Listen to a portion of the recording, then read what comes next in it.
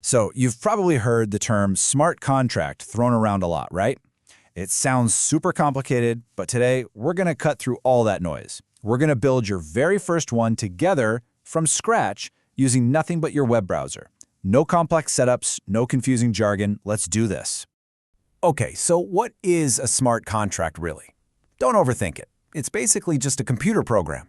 But instead of living on one company's server, it lives on the blockchain, like Ethereum. And the coolest part? It just runs itself. When certain conditions are met, the contract executes, all on its own. It's kind of like a digital vending machine. You put in a coin, it gives you a soda. No cashier needed. All right, to get our feet wet, we're not going to build some crazy, complex financial app. Nope. We're starting with something way simpler and honestly kind of fun. We're building a counter. Think of it like a digital toddler learning its numbers. All it does is count up and count down. It's a tiny program, but trust me, it's the perfect way to learn the ropes without our brains exploding. And here is the absolute best part. You literally don't have to install anything, not a single thing. We're going to do this all in something called Remix IDE. It's this amazing tool that runs right in your web browser. It's our little magic workshop where we can write the code, test it, and even launch it. Everything we need is just right there in a browser tab. Okay, you ready? Let's dive in and decode this thing. We're going to go through our counter contract line by line so you know exactly what each little piece does. So pretty much every single Solidity file you'll ever see starts with this line. It's called a pragma. You can think of it as a little note to the computer that says, hey, just so you know, this code was written for Solidity version 0.8.0 or something newer. It's a super important first step that basically stops your code from getting confused or breaking if new versions of the language come out down the road. Okay, next line, contract counter. This one is big. This line is basically drawing a box around our entire program. We're telling Solidity everything that comes next inside these curly braces, that's our smart contract, and we're going to call it counter. If you've ever coded in another language, it's a lot like creating a class. And here's our very first variable, uint public count. Let's break that down. Uint just stands for unsigned integer. It's a fancy way of saying a whole number that can't be negative. And because we're writing this right at the top level of our contract, it becomes what's called a state variable. Now this is a huge deal. It means this count variable and its value will be stored permanently on the blockchain itself.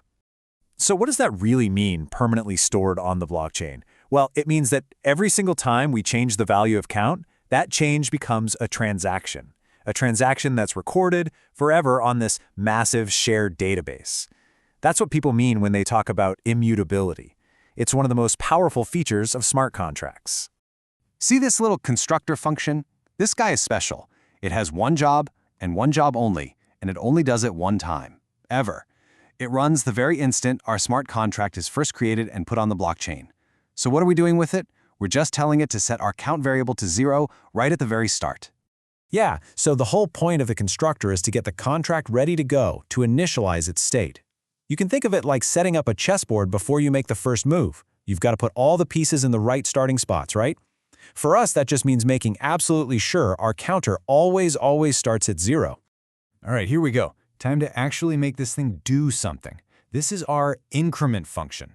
Now see that word public? That's super important. It means anybody, anywhere can call this function and interact with our contract. And the logic inside?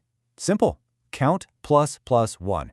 It just adds 1 to our count. And remember, every time this runs, that change gets permanently recorded on the blockchain. Well, if we can count up, it only makes sense that we should be able to count down, right? So here's our decrement function. It looks pretty much the same, but there's a really important safety check hiding inside this one. And this is our safety check. This line right here, require. You can think of it like a bouncer at a club. It checks a condition. In this case, is the count greater than 0? If the answer is yes, cool, the code can continue. But if the answer is no, bam, the function stops dead in its tracks. The whole transaction gets canceled and it spits out that error message, because we never want our counter to go into negative numbers. This is so important, and it really shows you why require is one of your best friends in Solidity. This is how you enforce the rules of your contract. It's how you make guarantees about how it will behave. It's our way of making sure that impossible things, like a negative count, can never, ever happen. Okay, deep breaths. We've written the code, we've gone through it line by line. Now for the really fun part, the payoff. We're going to bring this thing to life. Let's go deploy our little digital machine and actually play with it. So pop back over to Remix. This is surprisingly easy. First, on the left side, you're going to look for the Solidity Compiler tab. Click that and hit the big Compile button. Easy. Once it has a little green check mark, go to the tab right underneath it, the Deploy and Run tab. Just make sure the little drop-down at the top says Remix VM. That's just our pretend blockchain for testing. All set? Go ahead, smash that Deploy button. And boom, just like that, it's alive.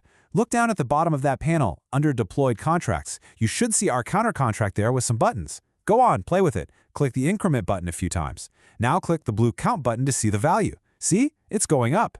Now try Decrement. How cool is that? You just made a real working program on the blockchain. I know. It's just a counter. But don't downplay this. This is a huge first step. You just went from zero to writing, compiling, deploying, and actually using a smart contract. So let's just take a second to recap the awesome concepts you just mastered. Think about it. You used a state variable, which is how contracts remember things. You used a constructor to set it all up. You made public functions so people can actually use your contract. And maybe most importantly, you used require for error handling to make sure it's safe. Seriously, these 4 things, they are the absolute bedrock of like 99% of smart contracts. Look, if you followed along and you got that counter working, that is a genuine victory. Seriously, nobody expects you to go build the next billion-dollar DeFi app tomorrow. Learning this stuff is all about small wins, about building one simple block at a time, and you just built a really, really solid first block. So let's end with this thought. You just made a program that can manage a number, right? But what if that number wasn't just a count? What if it represented how many votes a candidate has, or how much of a token someone owns, or who owns a piece of digital art? The underlying code, the logic, it's all surprisingly similar. The possibilities here are just massive. So, the only question left is, now that you can do this, what are you going to build next?